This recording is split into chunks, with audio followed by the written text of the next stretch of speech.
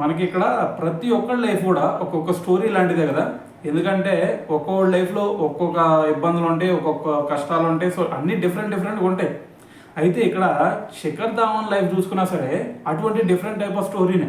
అయితే మరి అతని లైఫ్ ఎక్స్పీరియన్స్ గురించి ఒక పుస్తకమే రాశాడు. మరి దాంట్లో ఏమి రాశాడు భయ్యా అని అంటే ఆగాదు, నేనే చెప్తా దాని గురించి. అయితే అన్నీ వద్దు, కొన్ని బ్రీఫ్గా మెయిన్ పాయింట్స్ మాట్లాడదాం. అయితే ఇక్కడ శిఖర్ ధావన్ చెప్పింది ఏంటో తెలుసా? ఫస్ట్ అతనికి చిన్నప్పటి నుంచి ఒక కళ ఉండేదంట. అదేంది, ఎలాగైనా సరే ఇండియన్ క్రికెట్ టీంకి ఆడాలి అని చెప్పేసి.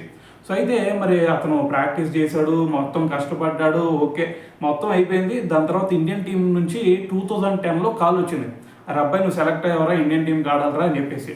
అయితే మరి సెలెక్ట్ అయ్యాడు, హ్యాపీనెస్తో వస్తున్నాడు. వచ్చి డ్రెస్సింగ్ రూమ్లోకి అడుగు పెట్టాడు. అక్కడ ఒక మనిషి కనిపించాడంట. ఆ మనిషి ఎలా ఉన్నాడు, జులపాల జుట్టుతో ఒక చిరునవ్వుతో కనిపించాడంట. చూడంగానే అరే ఈ మనిషిని ఎలాగైనా సరే బాలీవుడ్ హీరోని చేయాలరా అనిపించిందంట. ఎందుకు అనిపించిందో కూడా అతనికే తెలియదు. సో దాని తర్వాత అదే విషయం ఎంఎస్ ధోనితో చెప్పాడంట. నిన్ను ఎలాగైనా సరే బాలీవుడ్ హీరోని చేయాలని అనిపించింది నాకంటే. ధోని రియాక్షన్ ఎలా ఉండిద్ది, ఓ నవ్వేస్తాడు కదా. సో అదే స్మైల్ ఇచ్చాడంట. అయితే దాని తర్వాత ఇదంతా అయిపోయిన తర్వాత రేపు చూసుకుంటే కొచ్చిలో మ్యాచ్ జరగబోతుంది. మరి మ్యాచ్కి ముందు అది కూడా డెబ్యూ చేయబోతున్నాడు మనోడు ధావన్.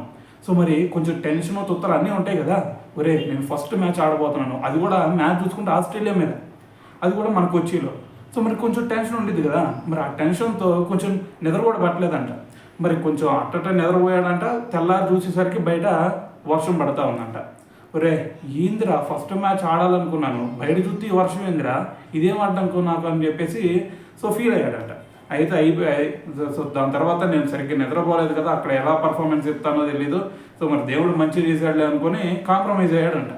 అయితే దాని తర్వాత అది అయిపోయింది. దాని తర్వాత సెకండ్ మ్యాచ్ వచ్చేసరికి మన వైజాగ్లో. మరి వైజాగ్లో సెకండ్ మ్యాచ్ అయ్యేసరికి ఓకే ఈ మ్యాచ్లో ఎలాగైనా సరే నేను దీనికి ముందు నేను మంచిగా నిద్రపోవాలా, రేపు మ్యాచ్లో మంచిగా పర్ఫార్మెన్స్ ఇవ్వాలని చెప్పేసి ఫిక్స్ అయ్యాడు. ఓకే దానికి సంబంధించి ఒక నిద్ర మాత్రం కూడా వేసుకున్నాడు, తప్పేం లేదు, మ్యాచ్ కోసం వేసుకున్నాడు కాబట్టి సో పక్కన పెట్టేయండి.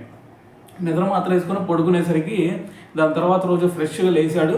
దాని తర్వాత గ్రౌండ్లోకి వెళ్ళాడు. సో గ్రౌండ్లోకి వెళ్ళిన తర్వాత ఫస్ట్ బ్యాటింగ్ వచ్చేసరికి ఆస్ట్రేలియాది వాళ్ళు ఫస్ట్ టార్గెట్ ఎంత పెట్టారంటే 289 రన్స్ ఏం పెట్టారు. సో ఓకే అని చెప్పేసి మనోడు సెకండ్ బ్యాటింగ్ దిగాడు. సో మరి మురళీ విజయ్తో పాటు ఓపెనింగ్ చేశాడు అనమాట. ఓపెనింగ్ చేసిన తర్వాత మనోడికి ఎలాగైనా సరే వెళ్ళేటప్పుడు ఏంటంటే వెళ్ళాడు, ఈ మ్యాచ్లో సెంచరీ కొట్టాలి రబ్బాయి అని చెప్పేసి వెళ్ళాడు. కానీ అక్కడ ఏం జరిగిందో తెలుసా, సెకండ్ బాల్కి డక్అవుట్ అయ్యి వెనక్కి వచ్చాడు. ఒక్కసారి ఊహించుకోండి, 2 రోజుల నుంచి ఆశతో సెంచరీ కొట్టాలనే ఒక తాపత్రయంతో ఉండే సెకండ్ బాల్ డక్అవుట్ అయ్యి వస్తే ఏ విధంగా ఉండిద్ది, ఆ బాధ వర్ణనాతీతం కదా. సో మరి అదే జరిగింది మనకి శిఖర్ ధావన్కి. అయితే దాని తర్వాత అవుట్ అయిన తర్వాత అతని రియాక్షన్ ఎలా ఉండిద్ది, లోపల మండుతూ ఉండిద్ది. కానీ మనోడు బయటకు చూస్తే నవ్వుతా పెవిలియన్కి వస్తూ ఉన్నాడు. కానీ లోపల అతను తిట్టుకుంటా వచ్చాడంట. అరే నువ్వు చిన్నప్పటి నుంచి నువ్వు కన్న కళ ఏంది, నువ్వు ఇప్పుడు అవుట్ అయ్యి వచ్చింది ఏంది అని చెప్పేసి తను తిట్టుకుంటూ వెళ్ళి డగౌట్లో వెళ్ళి కూర్చున్నాడంట. సో మరి ఇటువంటి ఇన్సిడెంట్స్ ఇంకా చాలా ఉన్నాయి శిఖర్ ధావన్ విషయంలో. సో మరి వాటి అన్నిటి గురించి చెప్పుకోవడం ఈ వీడియోలో అవ్వదు కాబట్టి సో మరి ఇక్కడితో కంప్లీట్ చేసేద్దాం, మిగతాయి తర్వాత మాట్లాడుకుందాం.